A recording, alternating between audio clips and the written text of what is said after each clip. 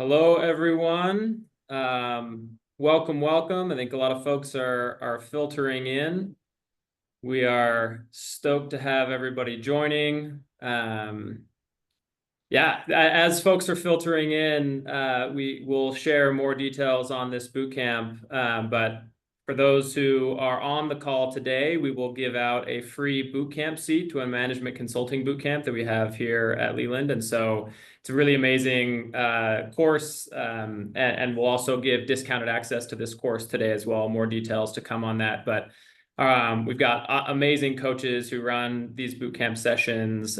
We'll chat about one-on-one coaching as well throughout this. But as you're filtering in, sign up for this link to get a free seat to the bootcamp. Someone on this call will get a free seat, and I think it's like worth over $1,000 or something like that. So yeah, you should sign up for it as you're filtering in. But yeah, we'll go ahead and just start moving along. Welcome everyone to this kickoff for Consulting Week. We're super excited about this week. We have just a really amazing series of events this week, and some of just our best coaches who have helped people land insane jobs at the top consulting firms. And so, yeah, really excited to try to help you get there as well. And we'll introduce our coaches here in just a little bit. But Amanda will be posting some of these links in the chat. And so as you're kind of filtering in and looking for additional resources, check the chat and you'll see some of the links. Some high-level kind of overview of what we're going to cover in Consulting Week. There's no such thing as a free lunch. So in economics, it's like a pretty frequent term that we talk about of like, you're not just going to find $100 on the ground because someone's probably already picked up the $100. So there's no such thing as a free lunch. But that being said, our goal is to make this week as like free lunchy as possible. We're trying to pump out as much free tips and tricks and content and tactical ideas, all the way from networking and resume through to behavioral and case interviews. And so we're going to try to dump as much as we possibly can to you all. But truly nothing can replace preparation for you individually. This is an extremely competitive field, and preparation, your individual preparation, is extremely important. Do as much as you can on your own, get as much free access as you possibly can. And at the end of the day, having a coach in your corner will make the biggest difference. We've seen this for years to come. I'll introduce myself in a minute. I'm a former Bain senior manager. I've just seen this process for so long. I've interviewed a ton of people for consulting. Having a coach is crucial. So we'll talk more about that. But for the week, we're going to try to cover as much as we can to get you set up and get some foundational pieces ready for you. That'll include networking, resumes, cover letters, case interviews, behavioral interviews, and then a lot of other firm-specific tips. We've got people from Bain, McKinsey, BCG. We've also got people from a lot of the other tier 2 consulting firms that'll be able to provide their input as well. And then we also have a lot of free resources as well. So coach-written interview tips, insights guides, resume guides with examples, and a bunch of other free resources. So we'll try to be pumping those out to you. Here at Leland, we have some of the best coaches, probably the best coaches in the game. I can't think of a place that has better coaches in the game. And so we're going to try to give you exposure to some of those. We've got Claire, Jeremy, and Ben, who are 3 of our absolute best. And so you'll get to hear from them a little bit throughout this. So we've got a bunch of free sessions to help prepare. And then we'll talk a little bit more about our bootcamp, but we have bootcamp giveaways every single day this week. So join the events. They're only available for the people who are live. So join the events because you'll get a lot out of them. Just as a quick kind of schedule update, today's our kickoff. Tomorrow there are 4 pretty awesome events, tips to land in MBB, networking strategies, crafting a winning resume and cover letter, some mock interviews. That'll be great to kind of see some live mock interviews with former Bain and McKinsey interviewers. On Thursday, I have an amazing event for case frameworks. That'll be just a really compelling opportunity to like learn about, that's one of the biggest people that people look for help on. And so that'll be a really great event. We have some office hours where you can go in and ask a lot of your own specific questions that you're looking for help on. And then to kind of tie it up, one kind of end-to-end how one of our coaches landed their McKinsey offer in just a couple of weeks. So that is our schedule. From a logistics perspective, ask questions in the chat. As you have questions, we've got some questions for this next hour that we're going to run through. But as you have specific questions, feel free to throw those in the chat. We'll try to get to some of those. We have a lot of people here on the event, but we'll try to get to as many of those as we can. RSVP for the sessions you're interested in. Make sure that you're looking at that lineup and that you're RSVP'd for the ones that you want to go to. And then join the events live. If you're there live, number one, you're going to get a lot out of it. We do have the recordings available. And if you sign up for access, we can get you the recordings to these events as well. But if you join live, we're giving away some giveaways that are super valuable. So would love to have you all on all of these. For today, we'll do some welcome and introductions. We'll give a brief overview of consulting, and then we'll jump right into the panel and hear from our amazing panelists, and then a little bit of a final word from me. So, like I mentioned, my name's Spencer. I'm the head of revenue here at Leland. I just left Bain & Company last year. I was there for almost 7 years. I went to Harvard Business School and then went back to Bain and was a senior manager there for a while. I helped a lot of people break into consulting and then interviewed a lot of people. And so, understand the process. I haven't coached nearly as much as Ben, Jeremy, and Claire. So they're the real goats from a coaching perspective, but here to kind of help along the process and help host this panel and some of our events that we have going on this week. We also have Erica and Amanda who are on our team and help with a lot of things. You may see their names pop up in the chat. The people you came to see, Ben, Claire, Jeremy, I'll let them introduce themselves. Ben, do you want to get going? Sounds great. And, welcome everybody. I remember back in the day when I was very much in your shoes. And I honestly think one of the reasons in our gut that everybody does Leland is they kind of low-key wish they had access to all these resources when they were going through the process. So I found Leland a couple of years ago, and I've spent a ton of time on the platform, worked with dozens and dozens of people on a range of things in their career. And one of them being this, how do we get through this consulting interview process? And frankly, once you do, how do you actually build a meaningful career there and afterwards? Background-wise, guys, I grew up in Queens, New York, went to WashU for undergrad, and then did McKinsey right afterwards, followed by working at the mayor's office in Chicago.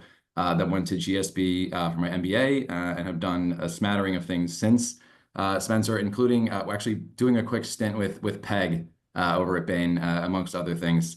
But have loved the time at Leland. I'll kick it to Claire, but really, really good to meet everybody here today. Yeah. First off, thank you all for being here. So excited to spend the next hour or so with you. I totally echo what Ben said. By way of introduction, I'm Claire. I'm originally from the suburbs of Chicago and headed out east to go to Dartmouth undergrad. I studied history and Native American studies and always thought I was going to be a lawyer or a judge. Never even knew what consulting was until about a month before my internship interviews hit. And so very much wish I had a Leland in my life when I was figuring out and building the plane while I was flying it to get internships at Bain and McKinsey. After that, I was an ACI, an associate consulting intern at Bain, New York, went back full time because I absolutely loved my time there. And since have left, done some work in VC and private equity, and then am currently at Stanford getting my MBA and my master's in education. Have absolutely loved coaching, and ever since I kind of stumbled my way into a role, it's been my number one thing is to help everyone else get into. And so after that, just started coaching and consulting and helping recruit other people and help people land their dream jobs as well. But super happy to be here, and I'll let Jeremy take it from here. Awesome. Thank you. Very inspiring hearing the bios before me. I spent 4 years at Bain & Company, so I was across Dallas and Boston offices. And before that, I went to WashU. So Ben and I go way back. I have been coaching people for many years in different capacities. I started as a fitness coach, so I got my personal trainer certification during college. I love working with people one-on-one. That's sort of my specialty. I love really helping people in a direct mentorship, coaching relationship. And since leaving Bain 3 years ago, I've done a lot of coaching through Leland. So I'm a category specialist, I call it. I focus almost exclusively on consulting interviews with an emphasis on casing. So super happy to be here. Really love working with folks in your shoes, and love helping people come on a similar path that we went on. Amazing. Thanks, Ben. Thanks, Claire. Thanks, Jeremy. We'd love to get to know all of you. We're going to open up the chat for everybody to just chime in, and we'd love to see where are you joining from and when do you plan on recruiting. So don't be shy, jump into the chat, and I'll maybe read off a few of these folks where you're joining from and where you plan on recruiting. Yeah, we'd love to hear from all of you. Ottawa, London, UK, nice. Florida, New York, Mexico, Salt Lake City. Nice. I'm also in Salt Lake City, Peyton. That's great. Chicago, a few from Chicago, LA, Hong Kong. Sorry for the time difference there. Few more, LA, California. That's great. London, New York, Boston, Honolulu. Nice. That's great. Buffalo, Providence, NYC. Dang. Okay, nice. We've got people literally all over the world. Michigan, Tunisia. Dang, MSI Tunisia. That's I have no idea what time it is in Tunisia, but that's awesome. DC, even Provo. Nice. I went to BYU, so great Provo. Sweden, Akash, very nice. Riyadh, Melbourne, Edmonton. Okay, that's amazing. Minneapolis, Dubai, Melbourne. Okay, that's so great. It's so great. Welcome, everybody. We're super stoked to have you on. It's a great audience. Luckily, these consulting firms have offices all around the world. And so obviously, like, there's competition for these spots, but hopefully there's plenty of room for folks to be able to land positions. Some quick background on Leland. We are a one-stop shop to help people break into the most competitive career paths and schools in the world. So we also, you know, our coaches here on the platform can coach for MBA prep or even law school prep. We help people break into private equity, investment banking, management consulting is one of our sweet spots where we provide just a lot of help and have helped a lot of people get amazing outcomes. We do that in 3 ways. One-on-one coaching. This tends to be the best way to really move the needle for an individual. So when you're thinking about practicing case interviews or behavioral interviews, customizing your specific, you know, details on your resume to be able to land an interview, one-on-one coaching, we just know it moves the needle. It makes a big difference.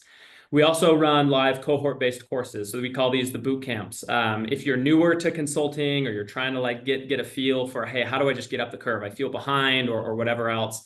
These boot camps are a great way to help you build the skills needed to say, okay, I'm building this foundation. I'm understanding how does a case interview actually work? And, you know, generally, what do I need to have on my resume? And how do I generally think about networking? A lot of individuals will build that foundation in boot camp and then go on to get some one-on-one coaching to be able to help them kind of tailor exactly what they need to be able to go actually land the offer. We also have a ton of content and a library called Leland Plus with a ton of additional resources for individuals. And so we hope that, you know, as you're getting as much free content as you possibly can, obviously, you know, as you're thinking, how do I actually move the needle and get over the line? We have a lot of additional resources here at Leland that can help you with. And it's worked. We've helped thousands of people land their dream roles. In fact, last year, we went back and just checked for people who are on this event. We ran this event last year. We counted at least 50 individuals on this meeting who landed jobs at MBB or some of the top firms. And so these are just a few of those examples of literally people who are in your shoes saying, I just got my BCG offer, you know, I just got my New York offer to McKinsey. And we love hearing those results back when our customers come back and say, hey, like, we did it, you know, and these end up having massive differences in your life, right? Like the salaries that come from these jobs are really competitive salaries. They're life-changing salaries. And not only is the job itself, you know, a lucrative job and a compelling job, it also kind of helps set you up for the rest of your life. So consulting's not for everyone. We'll kind of get into a little of that if consulting is for you or not. But for those who do engage in it, it really lays an amazing foundation for their career, whether they become lifelong consultants or, like our 3 coaches here, end up going and pursuing other things. It kind of laid a foundation for their futures. And so consulting is a really compelling career. It's really competitive as well. And so getting help to be able to break in is really important. I'll give a quick little overview of consulting before we actually jump to our panelists. If you already know exactly what a consultant does, feel free to go grab a drink of water really quick. You got 30 seconds before you come back. But I'll just give like this quick little overview. And if you don't, stay tuned, because it's important to actually know what these people do and if it's actually something you want to do or not. But consultant firms really help companies solve their biggest problems. There are memes about consultants. Do they actually add value? Do they not? At the end of the day, I have been in many different companies, and the CEOs, when they say, I've got a really difficult problem, the people they call are McKinsey, Bain, BCG. They say, hey, look, I don't know how to solve this, and I need some extra muscle. Like, can you come in and break this down? Whether that's spinning off an entire business unit, new growth strategies, restructuring a company, acquisition targets, like Ben has done in PEG, like there are huge multi-million or billion-dollar decisions that these companies need to make. And when they need to make those and they're not confident, or they don't know how to actually go make those decisions or those strategies, that's where they bring in the big guns, and these consultant firms are the big guns. And so day to day, what we'll do is we'll do industry research, build models, collaborate with clients, analyze data, make slides. We're in workshops, we're presenting to boards, we're workshopping with high-level executives, and really saying, how do we move the needle for these companies and make a massive difference in their lives? So that's kind of day to day what a consultant does. There's two big pieces for recruiting in consulting. The first is, how can I land the interview, right? And there's a few things associated with this land the interview. Secondarily, there's the, how do I nail the interview, right? So two major pieces. We're going to talk about all the different pieces, but for landing the interview, you need to be a top tier candidate. Thousands and thousands of people are applying for these jobs. And before you even get a chance to have an interview, you need to be able to stand out. So starting early is really important. Researching firms and their differences. Do you resonate a little bit more with McKinsey? Do you actually resonate a little bit more with LEK or EY? There's a lot of different firms that have slightly different cultures, slightly different problems that they're attacking, different specialties. It's important to do a little bit of research before, so that you're competing for the jobs that you really actually want. Networking with industry professionals is super critical. And it's critical for different firms as well. Some firms, actually, networking is not as important as it is for other firms. And that's important to be aware of, to say, how much time are you spending on networking versus how much time are you spending on the resume versus how much time are you spending on the actual interview piece. Obviously, statistics are important. So having a high GPA, standardized test scores are important. From your resume, being able to say, hey, how do you demonstrate that you have relevant work and leadership experience, and also communicate the impact that you've had on that resume. Cover letters are important, and more important for some firms than others. And so it's important to know which ones are mandatory, which ones are optional. What do you actually do if you're going to have a cover letter? And then thinking about which firms do you actually want to apply to kind of cast your net. So a lot of different pieces to go into that land an interview piece. When it comes to nailing the interview, there's kind of four major pieces that you need to make sure you're covering when you're nailing the interview. Number one is having a structured approach. We talk about MISI all the time. You're going to hear that as consultants, being mutually exclusive and collectively exhaustive. Being structured in your thinking is just super, super critical. Number two is strong analysis, making sure that your math skills are good, that you're able to actually, critically solve a problem, break it down, structure it effectively. Three is clear reasoning and logic, making sure that you actually make sense when you're communicating what you're doing. Yeah, does that actually make sense? Does it actually resonate? And then four, professionalism and engagement. At the end of the day, consultants are in front of really high-profile leaders. And so these firms are evaluating, can I put this person in front of my client or not? Are they going to make a fool of us or not? And so being professional is also just really important throughout all of this. This is the last slide on a consultant overview, and then we'll jump into specific questions from our panelists, but kind of a rough application timeline. This is different for everybody. Everybody has a slightly different timeline. Some it's longer than this. It's 2 years out that they're preparing. And some of you might be in that stage where, hey, I'm a couple years out and I'm preparing. That's fantastic. Get started early, lay a little bit of the foundation. You don't have to go too crazy. For some of you who are, hey, I'm actually trying to recruit this cycle, and the consultant firms keep moving these deadlines up faster and faster, you may have to compress some of this. And hopefully a lot of you are already involved a little bit in this process. But generally, thinking about how do I plan my overall strategy for candidacy, thinking about resume components and making sure that if you do have time, that you are adding to your resume. At some point, you don't have time to go do another internship or have leadership or volunteer experience. But if you're far enough out, you can still make some of those adjustments. Once you get to the 3 to 6-ish months out, then you really got to start beginning your case prep and drafting some of the initial strategies for the interviews, making sure that from a behavioral perspective and a case perspective, you're laying that foundation that's really important. And then 1 to 2 months out is when you really want to crank up and say, hey, I'm having 1 to 2 cases with each of my networking champions, whether they're coaches on Leland, whether they're your friends, family members, whatever, making sure that you're practicing consistently, you're honing in on your storytelling and what are the stories that you have in your back pocket to be able to share during these different interview processes.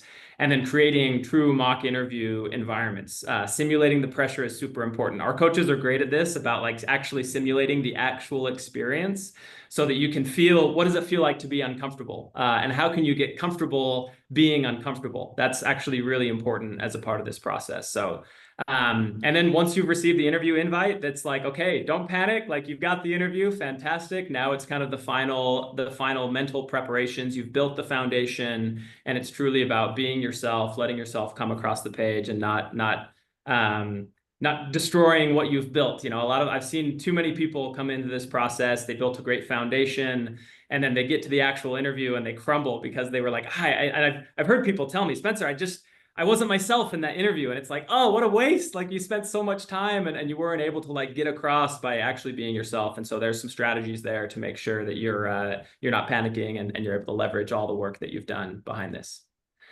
Let's jump into the panel. Enough from me. I'm just going to jump right in, and we'll start off with Claire, if you want to give us the first response to this, and then we'll have Jeremy and Ben weigh in. But why did you choose consulting? I feel like the answers are going to get more deliberate as we go through me, Jeremy, and Ben. For me, I think I mentioned this a lot, but fully transparently, I didn't really know consulting existed until about a month before I applied. So I can't say that like choosing consulting was this amazingly thoughtful process. What I did know is I was thinking about what I wanted to do long term and what kind of opportunities I wanted to be afforded, and realized that I needed a job that would open doors, train me up really quickly from being a non-traditional liberal arts background into like somebody who could say they do business, and give me like a fast-paced work environment where I could just learn, absorb, and observe the best of the best doing things. And when I kept asking different people what that looked like, the answer was always, always consulting. So I started my process. I started to do applications, and very quickly you'll see whether or not consulting is right for you or you'll like it. I was addicted to casing. I thought it was so fun, actually, which a lot of people will disagree with. And at that point, consulting just made sense. And then after an internship, I realized that it was like the perfect place to work, the perfect types of problems to solve. And I'm so happy with the way that it's started and launched my career into what it is now. That's awesome. Thanks, Claire. Jeremy? Yeah, so I came into undergraduate thinking I was either going to go into finance or become a doctor. And then I had a fraternity brother who told me about consulting, and specifically Bain. And honestly, I wasn't thinking about this stuff on such a deep level. I think what I was really drawn to was that the work sounded like it was actually interesting and that people wanted to do it, which is in contrast to a lot of the finance work that I was looking at. And then number 2 is that I met a lot of people in the industry by speaking to people at the companies, and I was like, I want to work with these people. So it was those 2 things, and I was all in after that. Thanks, Jeremy. Ben? Oh, you're muted, Ben. Thank you. I'm good at that. I think there's some stuff about this question that is worth saying as well. There are a lot of motivations that people have for joining, or going into any field. I think there's a very, very real thing where you want to go work at a place where you're surrounded by really smart people, or like that's the assumption going in, right? You're going to meet smart, gregarious people who are like, they care about their work. They don't take themselves too seriously, ideally, but they take what they're doing seriously. And all this stuff around make an impact. I think what's good about, I would say at least the firms that I've gotten to work at in the consulting world is you can kind of, through good work consistently, like carve a path. And I don't think that kind of thing is available everywhere. And that kind of pitch is one thing that sold me. But no, Claire, like your notion that like, I honestly don't even think I can give Jeremy as much credit around like, you were like so deliberate. But Jeremy to me was like the expert, and like here we are listening to someone. You got the ACI, right? Like it was okay. So you got the summer role, and like Jeremy and I, like I didn't even know what consulting was until like summer of junior year. So you're probably by far the most prepared of the three of us. But I think the other cool stuff that I see now in hindsight a little bit is the value of also things like rotating managers and getting exposed to so many different people and working styles. If I had known that, I think there would be a lot more reasons why I might go into the field. That's awesome. Thanks, Ben. We'll kind of direct each question to a single panelist, but we also have people weigh in. But Claire, since you were a little bit earlier in the process, we'll direct this one to you. What do you recommend individuals do to determine if consulting is actually right for them? Yeah, I think there's a lot of different things, and this is something I work with clients who are kind of unsure of what kind of career paths they want to go down and are considering consulting. I think there's a couple things. Like we saw earlier, like sometimes it's just really hard to understand what consulting is and what the job looks like and who would be good for it and if it would be right for you. So one of the first things I think that's important is to first reflect and then to gather information. So that's talking to as many people as you can, reading up as much as you can on what consulting is, and starting to evaluate yourself and the types of work, roles, and things you like to be around. And when you start to do that, you can really get a sense. As well, like I said, is the interview process, although the job is not necessarily just doing literal 20-minute cases every day, you can start to get a sense of whether or not the type of thinking that would be required in the job and the type of communication and the type of people are something that seems to be a fit for you through the case process. I genuinely feel like a lot of the time, if it's like feeling painful to do a lot of this, it might not be the right fit. But if you're having fun thinking about things, figuring out how to structure your thinking and how to communicate with other people, this also can be a job.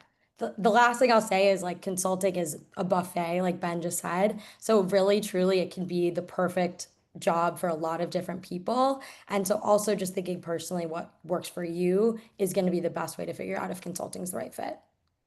That's fantastic, Claire. Talk to consultants, get a feel for what they do in life. Absolutely. And Ben, I'll let you, if you want to build on that a little bit, but I also want to get us to our next one too. But yeah, Ben, if you want to build on that, I'll direct this next one to you. When you decided to pursue consulting, what was your preparation approach to make sure that you stood out? Honestly, from my vantage point at the time, I had no idea if I would be able to actually get to a place where I would stand out and get an offer anywhere. So I at that time I truly didn't understand what my ability was or whether I had potential. So I think there's some people maybe who have a better sense of that. If you do, that's a big advantage. Lean into it. I think the best thing that, and Jeremy was literally like my case partner. So like I had other people that I cased with like occasionally, but like I think Jeremy and I ran an ungodly amount of cases together. And I think a couple things to remember is just one is you need reps. Like you just need live reps. And if you're reading cases, you're doing other things, like you need to find people who are equally like wanting this with you and to spend considerable time with them and get invested in their career as well. And I think it was pretty cool. Like of course, just so Jeremy got an offer before I did. And of course, I felt that natural pang of like, I'm also still waiting. I really want an offer too. But like, it was so awesome to see him like actually just be like, and like finally be able to like be done with the process. So I felt like that was huge. But consistent casing, pairing that with behavioral prep, and making sure that you are, like Claire said, actually getting something out of this and enjoying it. Because if that's not there, like first off, you're going to be miserable for the amount of time you're prepping, but you may be long term not happy with your career. So there's good reasons to consider like how it's going while it's going. I love that, Ben. That's so true. Yeah, I love the little competitive vibes with Jeremy. That's fantastic. Jeremy, Claire, anything else you'd add to this? Yeah, I just would add something to this question and the last one, which has kind of been touched on, but I want to like explicitly say it, is to have a serious conversation about if this is for you or not. I think all of us talk about this seriously with people we work with. But if there's something else that interests you more, if this doesn't feel appealing, if it doesn't excite you, A, you probably shouldn't be doing it, but B, that will also impact your chances of getting in. And what I want to say is that there's nothing wrong with not wanting to do it. We just want to call out and acknowledge that consulting is one of the most sort of like pushed and like present things on campuses, but it is not a route for everyone. So I would just consider that.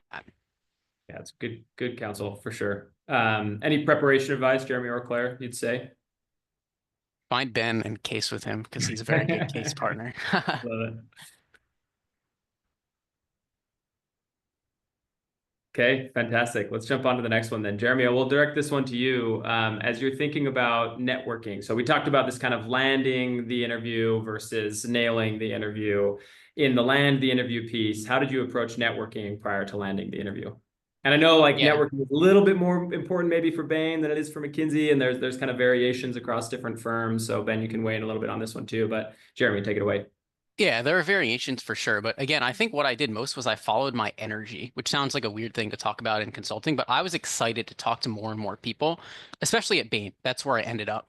So I met, as I mentioned, I had a friend from undergraduate who was going to work at Bain. And then I met other folks in the office through that connection.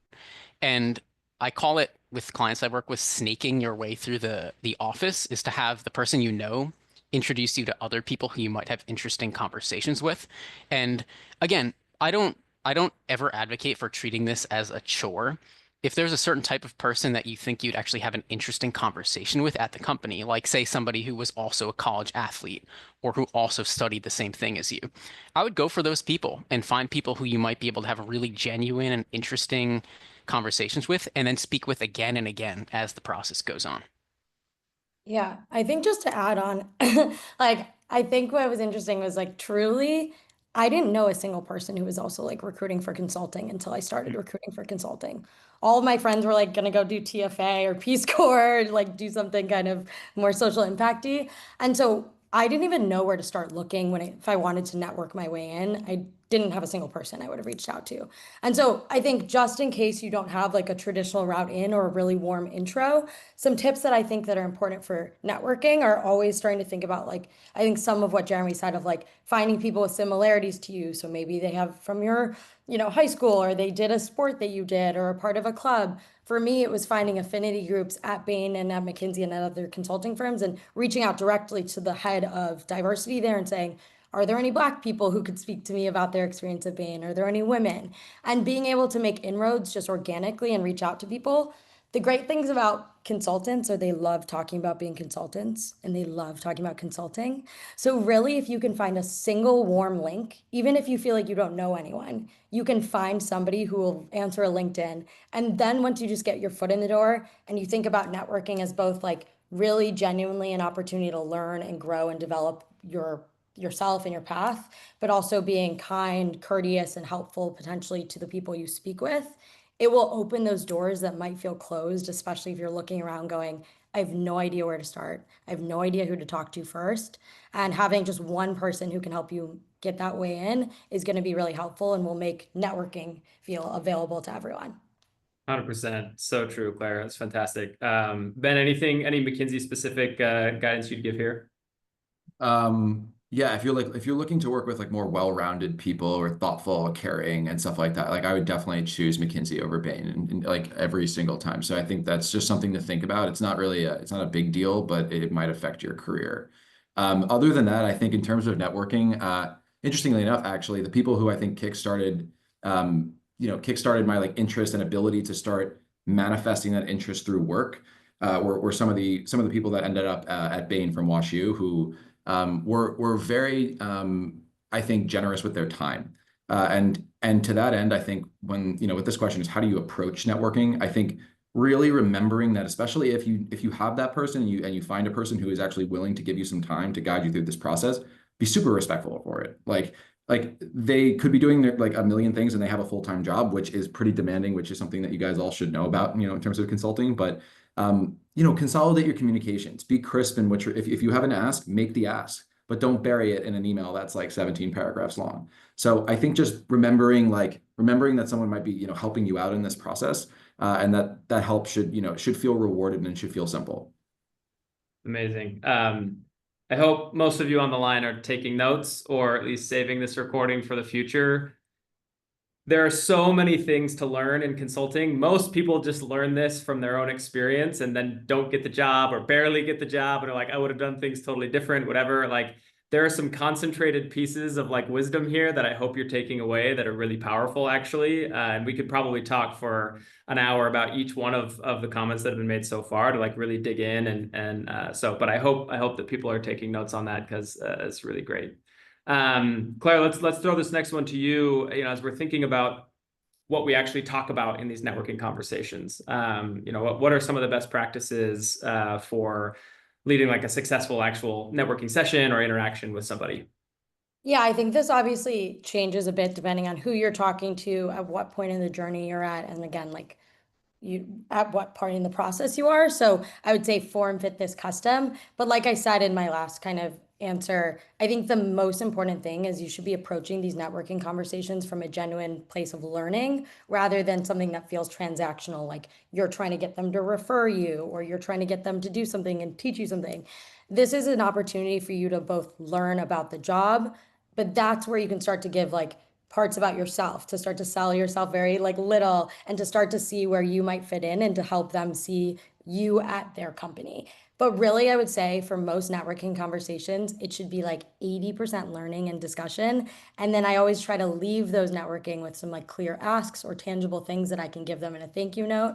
And I start to use it as like an opportunity to, like Jeremy said, snake around the office. So that can be like one outcome can just be getting introduced to one more person, or it can be getting another 15 minutes with them to do a case. It can be something super small and tactical, but trying to find a way to just learn a lot, get the information you need that can help you either crush an interview by having a better YX company or Y consulting, and then to continue to figure out where you can add value to them, whether it just be sending them a cool article that you thought of based on their interests or something that kind of keeps the conversation going, and then following up at an appropriate pace to just keep them warm in the event that you do get an interview or that you do end up going to the company.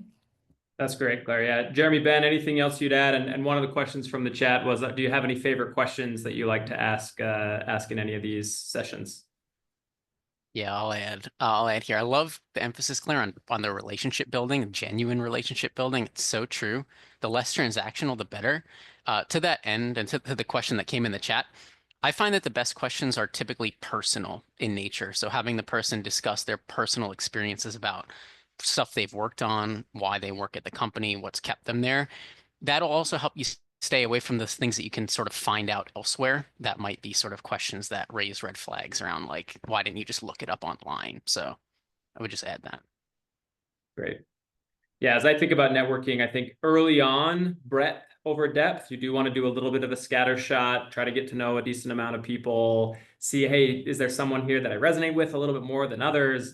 As you get further into the recruiting process, it's depth over breadth. You actually don't, it's less valuable for you to try to go deep with a bunch of different people. Find the people that you resonate with, that you're actually having interesting and genuine interactions with, that someone who's willing to actually, if someone says, hey, I'm willing to do a case with you, that's a big commitment. And so you want to get to the stage where you have enough of a relationship with somebody that they're actually willing to do a case with you. Yeah, so you want to make sure that like depth over breadth as you're getting further into the process.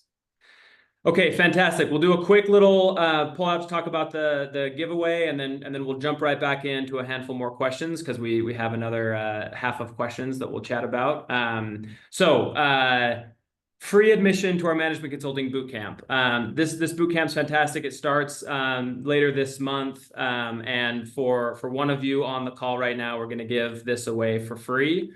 It includes 6 different sessions that give you a really great foundation on things from resume and networking strategies. How do you actually go deeper?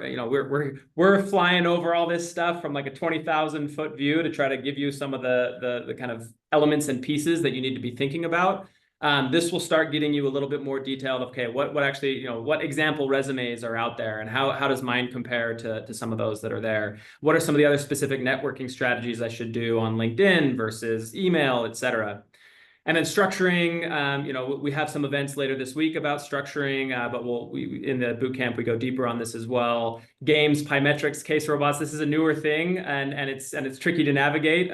These weren't around when I was recruiting, and so but we're having to get familiar with them, and our coaches are really familiar with how to help people through that process. And then there's also, brainstorming, data insights, case math, behavioral interviews. So this course is a really powerful course. Normally, the value of this course is up in the $2,000-$3,000 range. We normally charge $1,000 for this, for all the instruction, case interviews that we have, custom built drills. We actually assign you with a one-on-one coach as well to have a 30-minute session. For people today, again, we'll give this away to one person for free, but for people who are on the call today, and I think maybe we do this a couple more times throughout this week, but then we don't anymore. So we're offering, I think, a $500 off, so you can get access to the bootcamp for $700. So enter to win. There's links in the chat for not only the bootcamp itself, but also a discount. And yeah, we wish you the best of luck. May the odds be in your favor, whatever the thing is there. Okay, let's jump back in. Jeremy, do you want to get us started on this one? What do the best management consulting resumes accomplish? Sure, it's a great question. So the tricky thing with resumes is everyone has very different experiences. So the question is, how do you show them and what's the goal? So the best resume shows that you have the skills and the mindset that can succeed at the job, even if you haven't done the job before. So a lot of people come to me and they're concerned, I don't have consulting experience, I haven't done anything that's even close. It's very likely that you've done a lot of the skills, right? The main skills are basically critical thinking and analysis, communication, presenting insights, collaborating with others, stakeholder management, all of that stuff. So highlight those things to the best of your ability in that resume. And then the other thing I would say is that the resume itself, when it's clear, concise, well-written, shows a lot about you. It shows that you put time into it. It shows that you can communicate clearly and effectively. So I think all of us as coaches, we work with a lot of people on resume because it's just not something that really comes natural to a lot of folks, is putting these very concise bullets. And it can take time to boil down what was actually important and what actually mattered in those experiences. The one other thing I would add is that you don't have to have everything on there, but you want to leave the person with the feeling that they want to talk to you and learn more about you. So putting things that are interesting, intriguing, and including some fun things at the bottom too never hurts. I love that. Resumes kind of are a common thread throughout this whole process. They are there at the very beginning through your application, and then they show up in all of your interviews. Oftentimes, the interviewer is going to have their resume in front of you to get a feel for who you are and say, hey, how do I break the ice with this person to start chatting with them? So a lot of people are like, oh, I have the resume, check, move on to the next thing. You probably don't. And it's important to really evaluate what do I want my resume to do for me throughout this entire process. It's not a checkbox. It's an ever emerging and ever growing document that can help you, that can be, a support and help throughout your process versus just something that exists. It can actually accomplish things for you. So I thought that was really good. Thanks so much. Ben, let's throw this next one to you. How would you describe the ideal impression that you want to leave the interviewer at the end of a behavioral interview? Jeremy, I think you say this a lot. The first round especially is about, can you do the job? And they're always going to be evaluating your casing skills, but the other main guiding heuristic that they're using is, can I put this person in front of a client? Can I stand working with this person for extended hours on a repeated basis? And are they the type of person that might be both a good team player, possibly someone who could help lead things if things hit the fan, or somebody who can just know their role and plug in and be coachable, all those things. So I think the way that you want to leave that kind of impression is by having, in a lot of your answers, an orientation. We use growth orientation as a word, but you understand how it is that you can get better, both at your job, but also as an individual and as somebody who is contributing and working closely with people and developing relationships. Because ideally, they're hiring somebody that isn't just going to be there for 2 years. They're going to hire someone who eventually is going to be a partner, who's going to be actually driving revenue for the firm, and being someone who can build extended relationships in multiple arenas and sell business. So I think when they evaluate you, they want to see some sort of calmness, or at least ability to gather yourself and stay present and stay collected, even when you're challenged or pressed. And I think they also want to see somebody, lastly, that's reflective. They don't, answer every single question right away within a millisecond of it being asked because they have some prescribed notion of how they're supposed to answer it and some pre-baked stories. They're sitting there and they're listening for the little nuance and the little twist that you threw in 2/3 of the way through a traditional question. They're listening for how you go about describing your actions, your behaviors, and the reasons that you took them the way that you did in the order that you took them. So I think reflective, thoughtful, caring, passionate, all these things, they come together in a really good behavioral. I love that. In consulting, the people are the product. And so exactly like what Ben mentioned, if they're putting you in front of clients, you need to be a really powerful, compelling, interesting, reflective product. And if you come across as abrasive or as too quiet or whatever, there's plenty of room for introverts in consulting. And in fact, I've found that I mean, I'm surprised at I'm shocked at how many introverts. Yeah, Jeremy is raising his hand. But at the end of the day, you need to be, professional, reflective. All the things that Ben mentioned, I think, are super important. Ben, just to follow up, any specific tip you would give somebody, like maybe one tip to be able to make sure that from a behavioral perspective, again, we have events on these. We could talk about these for hours, but what maybe would be your one tip to help prepare for behaviorals? Yeah, sure. And interestingly, right now we're kind of in the throes of like MBA interview season 2. So I've been running a bunch of mocks coincidentally just this past week with people. And the advice is often very similar. I think one silly tip just to keep things moving as well, that I think a lot of people really leave by the wayside. They are often thinking, how did I do on the case? How was the math? How was the framework? Those are all important things, but oftentimes it's just the way that you come across and the way that you communicate. If you're talking super, super rapid fire, it sounds like you're rushing, sounds like you're nervous. Those are the kinds of things that might make it challenging to be put in front of a client. And that's not to say that we don't all feel nerves. I was incredibly nervous for every single interaction I had with a McKinsey person before I got the job. And I think it's more about training yourself to channel that into, hey, I want to be here and I want to understand what's going on and I want to get focused on solving the problems and answering your questions super directly and being thoughtful to everybody I meet along the way.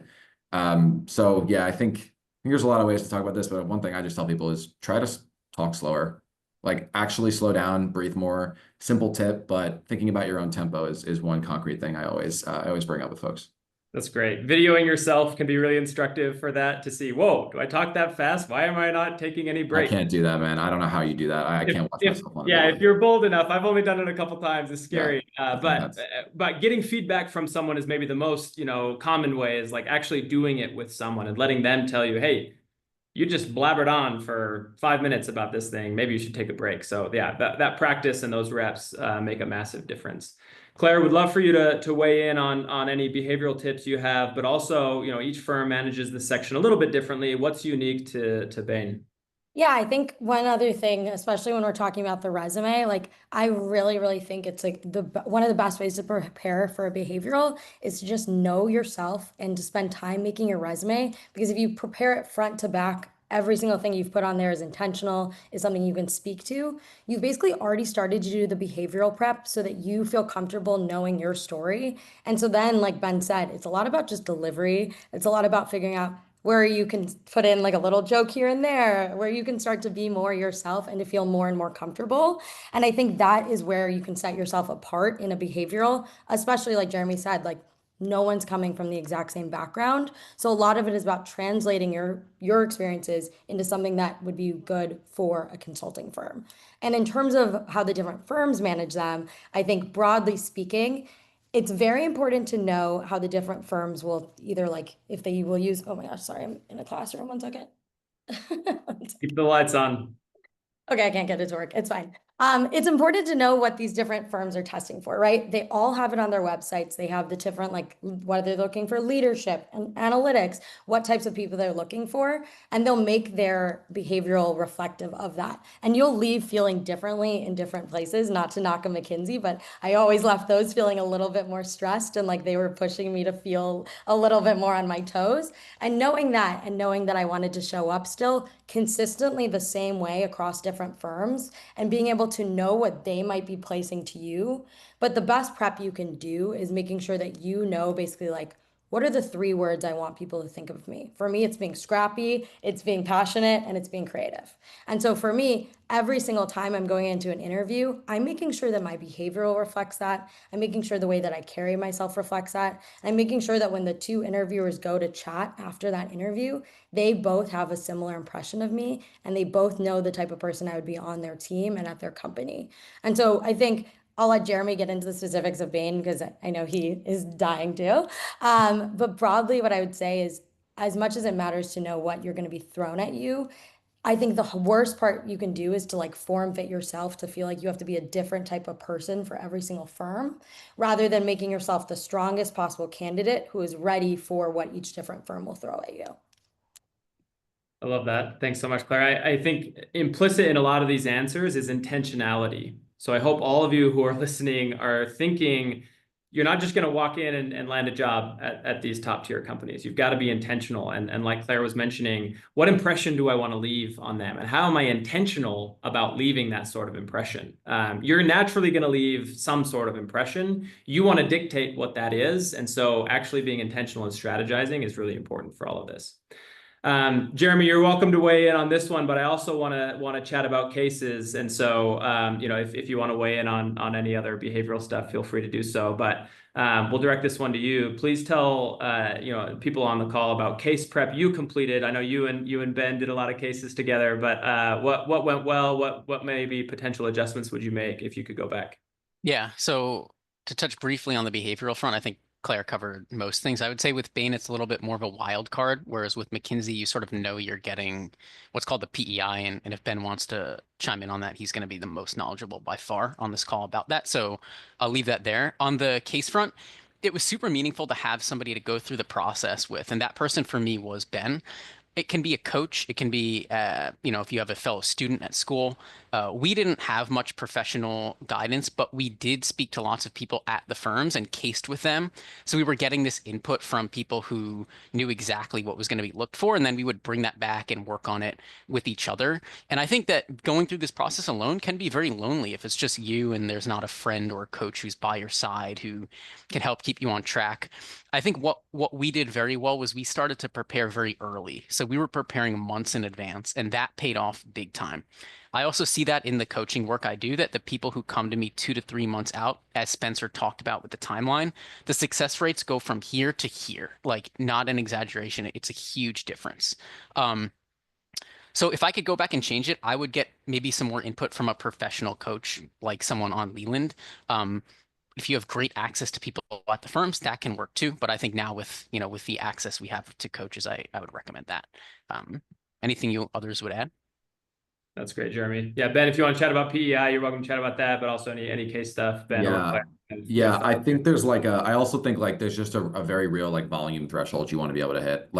I think the number when you start to feel all right, I think I've got this, which admittedly is a far off feeling from when you begin. I would say something like 50, I don't know, ballpark. I think that number feels right for a lot of people. If you're more than that, don't feel bad, just get to your number. And if it's less than that, check your confidence level. You might be a little too overconfident.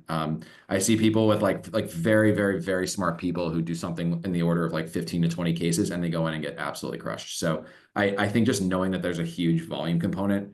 Jeremy, honestly, I feel like we started as late as we possibly could have started to get serious about it, because we kind of dabbled a little bit and noodled, and this is where I feel those if you can spread your reps out across 5-6 months, that's going to be so much easier on you and your life than if you try to cram it into 2 or 3 even. So starting even earlier would be my number one thing.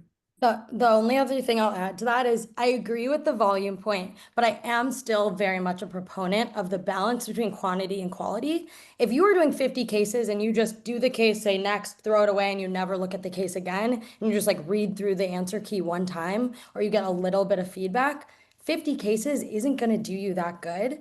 What you need to do, and what I think I and what I push my clients to do very well, is I always revisit a case. I do the case, I get the feedback, I look at what should be done.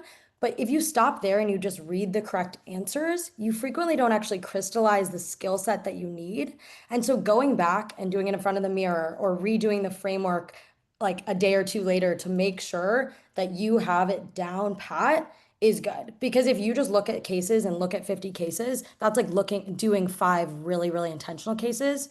So totally agree, but I think there's this mix of some solo drills, doing your math on your own. I would walk around on Quizlet doing my percentages because I'm so bad at percentages. And then I would go and I would do a practice case with whoever would give it to me. I'd write down all of their feedback. I'd then go 5 hours, go to the next day, pick up the feedback and then do the case perfectly out loud to the mirror so that I knew I could say it right, do it right, and be perfect. That is how you do a case correctly. So I just want to add that caveat on top of this like quantity piece. You need to apply a high rigor and quality scale, which is something that doing it with other people, having a coach, or just really holding yourself to that standard will do. Yeah, Claire, you make a great point. 20 excellent cases maybe get you in. 50 mediocre cases almost certainly doesn't. And I used to do something similar, I think, to you, like at least in terms of like trying to tinker and like iterate and get better with each case. Like I kept an error log of all the stupid mistakes that I made. Like they were innumerable and they varied every time. So yeah, Claire's point around like really ensuring that you're getting like non-diluted cases and like you're really getting high quality is probably even more important. And super quick, the drilling is very important as well. I think once you know those areas, drilling them versus just being like, I'm going to go do a fresh case that might not even have this in it. So good. This is so good. Yeah, I know we're coming up on time, so we're gonna move to our last question, but this is so good. I hope everyone on the line is just like realizing, you probably don't even realize like the decades of experience that you know these three and maybe myself included have been through. There's just some really powerful insights here. So I hope everyone's noting these things down.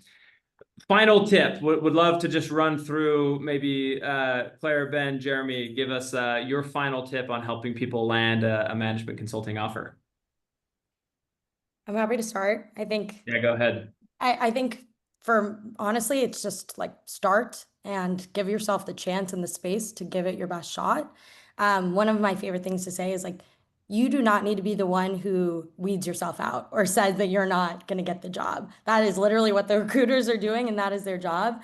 What your job to do is to give yourself the time, the energy, and the effort to put your best self forward and to present yourself in the best possible package you can. So that's give yourself the time on the resume. Make sure you practice when you can. If you know it's even a possibility you want to do this job, start having those conversations because like Jeremy and Ben and all of us have said, the more time, the better, the more preparation, the better. And so really just starting today, if this is something you're interested in, like come to all of the Leland events this week, start to listen, start to talk.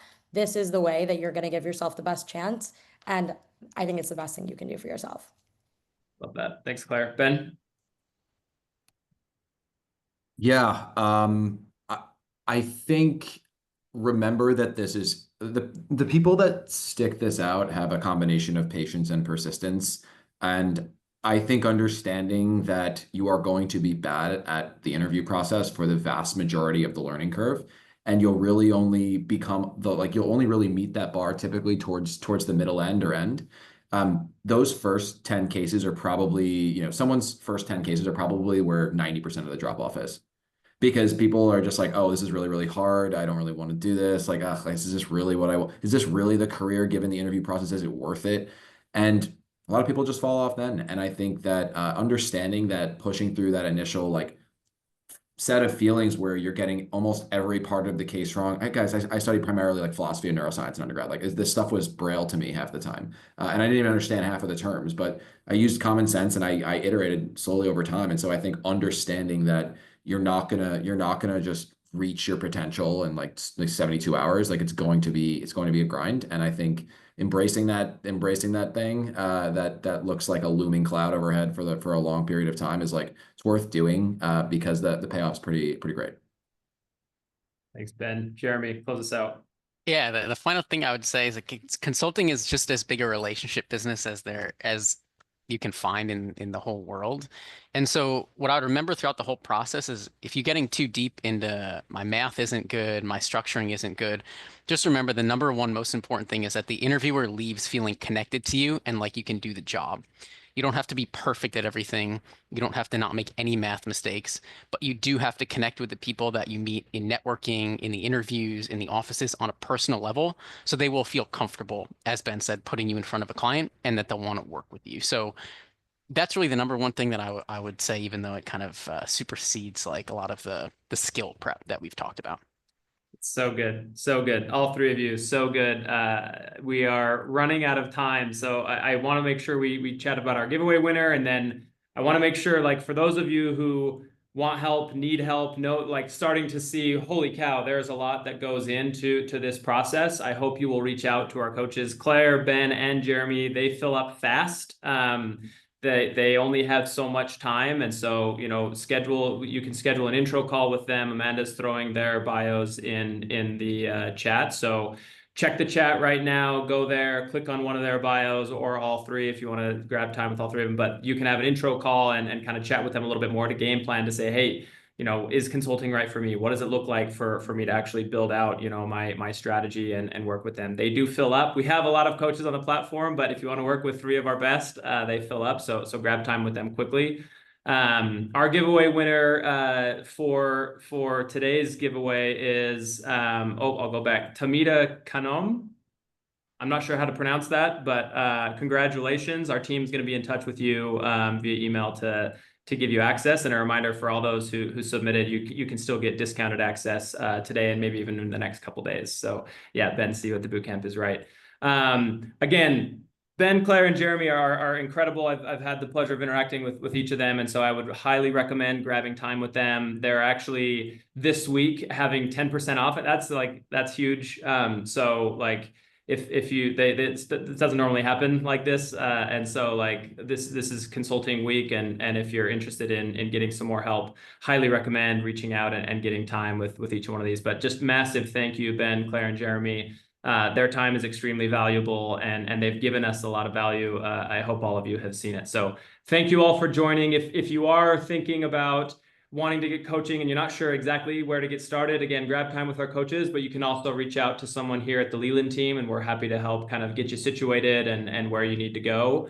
But just thank you all for joining. We hope that you'll join the events this week. As kind of my final send off, if you have hard work and if you have smarts, you're not going to get in on your own. What you need is a strategy to be able to actually get into consulting. And so hard work and smarts are really important, but having a strategy, an intentional strategy, is critical. I've seen tons of people who are smart and hardworking not actually get in to these really competitive jobs. So figure out your strategy. Again, get as much free help as you possibly can, case with your friends, case with your buddies, whatever it is. But highly recommend grabbing some coaching help as well. Here at Leland, we're trying to help people actually navigate the process and actually build that strategy to get in. So best of luck. Consulting's amazing. We hope the best for you. Join the events the rest of this week. Try to get as much as you can out of each of these. And thanks again so much, everyone, for joining. Good luck. Great to meet everybody. Have a good night, y'all. Bye. Take care, everyone. Appreciate it. Everyone.